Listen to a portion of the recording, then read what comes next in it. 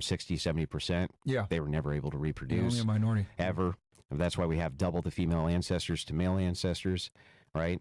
I would still say that the best thing that you can do is to try to live an integrity-filled life, and that at the end of that life, regardless of how it went, right? Maybe you didn't get that hedonistic pleasure that you wanted, but neither did your ancestors.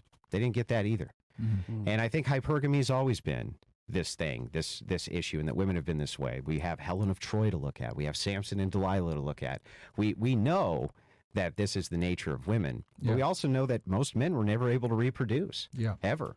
And most of the women that we have right now, if we have men going out and turning out hoes, if we have them going out and turning out hoes, doesn't that hurt the future men? You know what I mean? Who want to get lay down and marry these women? If we're going out and turning them out, that seems like it's counterproductive to me. I see your perspective. I could also argue though they've already been turned out. like no, they're already there. They already made. Yeah, well, I mean, there had to be a ground zero. There was a ground zero penis somewhere. Remember, you mentioned feminism and the culture itself, the music. They did all the work for them. We just come in and Well, I mean, he said it earlier. Like, if you're going to continue to stay secular, it's never. Which I agree. It's never, and that's why because I'm looking at it like, okay.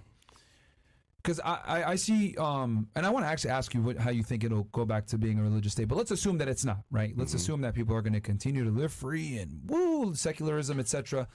I'm looking at it like, okay, there are guys out there that want a family. There are guys out there that want to one day, because I think the nuclear family is the backbone of any society, any thriving society. As a matter of fact, the reason why we're so fucked up now is because we don't have a lot of nuclear families anymore, right? When I was in UAE, for example, I saw strollers everywhere, families together, etc. I don't see that here. Hell, even in Miami,